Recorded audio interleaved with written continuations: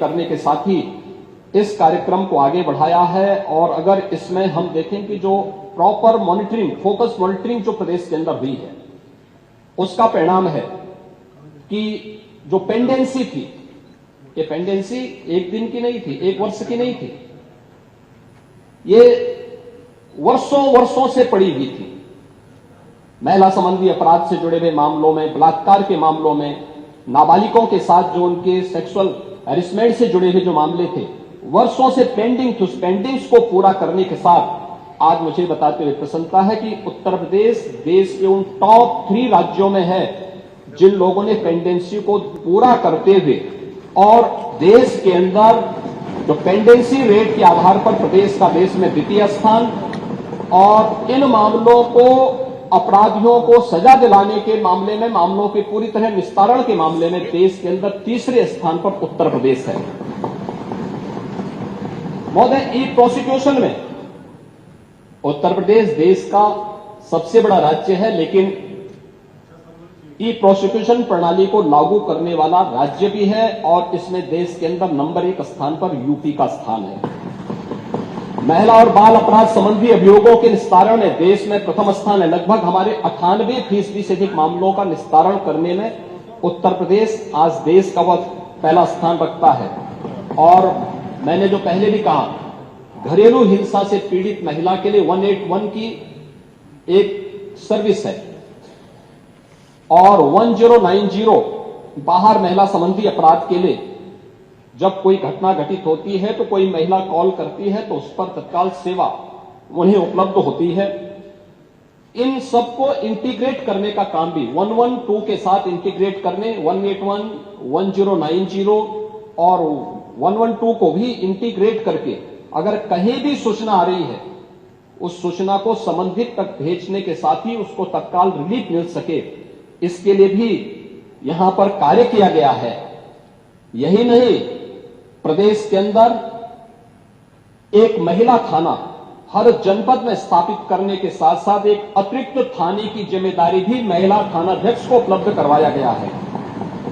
और हर थाने में, जो प्रदेश के अंदर 1585 थाने हैं, इन 1585 थानों में महिला हेल्प डेस्क अलग से बना करके एक व्यवस्था बनाई है। और 2020 से हमारी सरकार पूरे प्रदेश के अंदर मिशन शक्ति के एक अभियान को आगे बढ़ा रही है।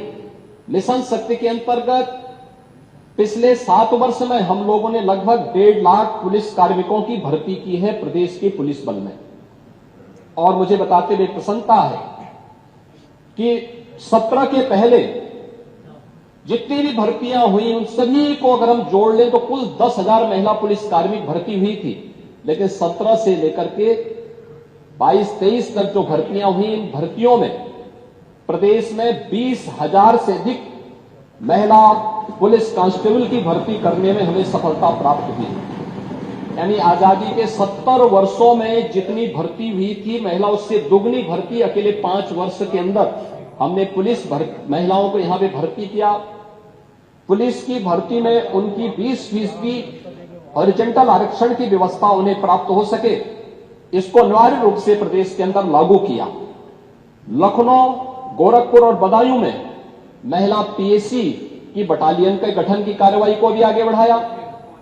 लेकिन जो पुलिस कार्मिक महिलाएं भर्ती हुई थी, वे केवल एक कांस्टेबल के रूप में ऑफिस के कार्य को या थाने तक ही अपने को सीमित न रखे, बल्कि महिलाओं की सुरक्षा के साथ साथ शासन की योजनाओं को महिलाओं तक पहुंचाने के लिए उनकी प्रतिभा का लाभ समाज ले सके, इसके लिए प्रदेश के अंदर 10,000 से अधिक महिला बीट स्टेशन स्थापित किए गए, महिला पिंक बूथ की स्थापना की गई, और यह भी व्यवस्था लागू की गई कि ये महिला बीट पुलिस अधिकारी हर मिशन शक्ति के अंतर्गत वहां पर जाएंगी, वहां पर सप्ताह में एक बार जाकर के महिला संबंधी घरेलू हिंसा का हो या बाहर की सुरक्षा से जुड़े हुए कोई मुद्दे होंगे, इन पे तो चर्चा करेंगे ही, इससे संबंधित समाधान भी निकालेंगे। लेकिन इसके अलावा महिलाओं से संबंधित, उनकी सुरक्षा से संबंधित जो भी या उनकी स्किल डेवलपमेंट से संबंधित या उनके स्वावलंबन से संबंधित कौन सी स्कीम केंद्र या राज्य सरकार की है, इनसे भी गांव की महिलाओं को अवगत कराएंगे।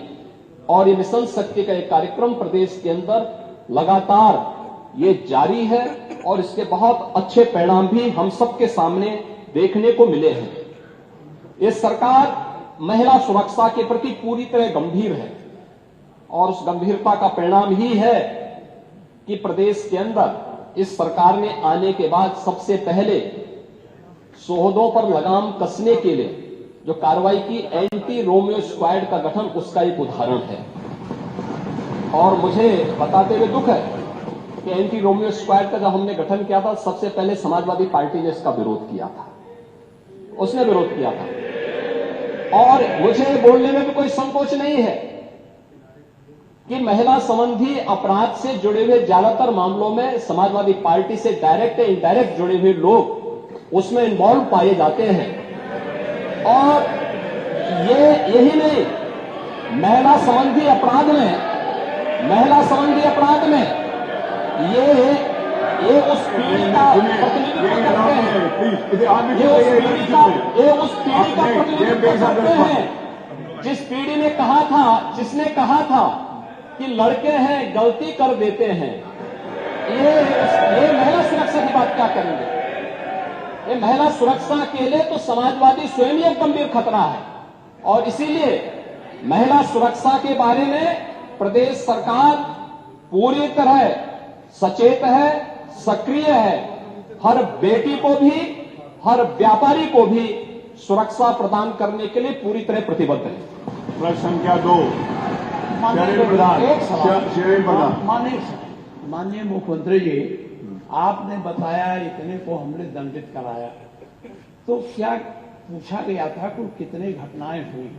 तो जो दंडित हो जाते हैं कोर्ट से, उन्हीं को आप घटना मानते हैं कि जो घटनाएं घटती हैं उनको भी घटना मानते हैं? यह स्पष्ट कर दें कुल कितनी घटनाएं घटित?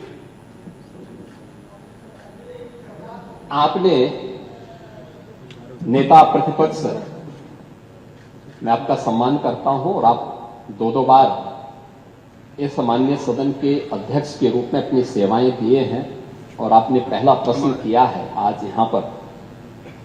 पहले तो आपके चयन के लिए मैं आपको बधाई देता हूं। और ठीक है, अलग विषय है कि आपने चचा को गच्चा दे ही दिया। चचा बेचारा हमेशा ही ऐसे ही मार खाता है, उनकी नियति ही ऐसी है, क्योंकि भतीजा हमेशा भयभीत रहता है। लेकिन आप इस सदन के एक वरिष्ठतम सदस्यों में से हैं, आपका मैं सम्मान करता हूं। मैंने आपको पहले भी बताया कि 24,000 जो महिला संबंधी अपराध थे प्रदेश के अंदर 2016 में, अगर हम देखेंगे तो बलात्कार की जो घटनाएं घटित हुई थी वह 1838 हुई थी। लेकिन अगर मैं 24 के अंदर की घटना बताता हूं, इनकी संख्या है 1373। और मुझे लगता है ये घटनाएं बताती है 25% से अधिक की कमी इस बारे में बताती है कि अपराधी आबादी तो बढ़ी होगी इस दौरान, और आबादी बढ़ने के क्रम में अपराध कम हो रहा है, नियंत्रित हो रहा है। लेकिन जो मैंने कहा, महिला संबंधी अपराध दोनों प्रकार के होते हैं, घर के अंदर भी होते हैं और घर के बाहर भी होते हैं। दोनों के लिए सरकार ने उस प्रकार की सेवाएं भी उपलब्ध की हैं। घरेलू हिंसा से संबंधित मामलों में 181 की सेवा है। घर के बाहर की सुरक्षा के बारे में जागरूकता पैदा करने के लिए और उन्हें सुरक्षा उपलब्ध कराने के लिए तत्काल वो कॉल कर सके, इसके लिए 1090 की सेवा उन्हें उपलब्ध कराई गई है। लेकिन साथ साथ क्विक रिस्पांस टीम 112, इन दोनों के साथ इंटीग्रेट करके अगर कहीं भी कोई अपराध होता है, अगर इन तीनों में से किसी को भी कॉल करेंगे तो वहां पर आपको सेवा उपलब्ध होगी इसके बारे में। लेकिन इस पे समय पे चार्जशीट दाखिल करना, डिस्ट्रिक्ट मॉनिटरिंग कमेटी की बैठक के साथ जुडिशरी के साथ बेहतर तालमेल बना करके इस प्रकार के मामलों में समय पे अपराधियों को सजा दिलाने के लिए एक प्रोसिक्यूशन को आगे बढ़ाना और अपराधियों को सजा दिला दी जाए, यह महत्वपूर्ण है। उसी का परिणाम है जो मैंने आपको पहले बताया कि अगर महिला संबंधी जो उनके महिलाओं के विरुद्ध और पास्को संबंधित अपराधों में अब तक हम लोगों ने 16,718 अभियुक्तों को अब तक सजा दिलाई है। इसमें से अगर आप देखेंगे कि 21 को हम लोगों ने मृत्युदंड, 1,713 को आजीवन कारावास, 4,653 को 10 वर्ष या उससे अधिक का कारावास और 10,331 को 10 वर्ष से कम की कारावास की सजा दिलाई है। ये जो अपराध जिन अपराधियों की सजा दिलाई गई है, इसमें आप देखते होंगे अक्सर समाचार पत्रों में आता है कि 1 महीने के अंदर दुष्कर्मी को सजा दिलाई गई। ये प्रोसिक्यूशन को फास्ट करने, समय पे चार्जशीट दाखिल करने का परिणाम है।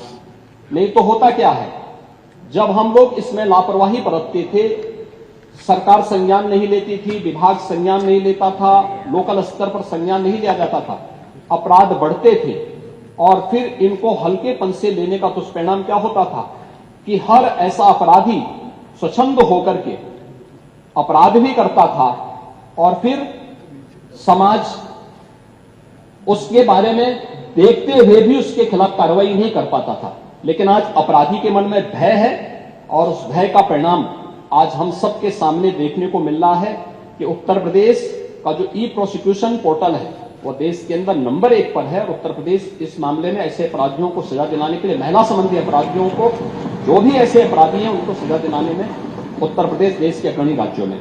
प्रश्न संख्या 2 श्री अनिल प्रधान। नहीं, श्री अनिल प्रधान।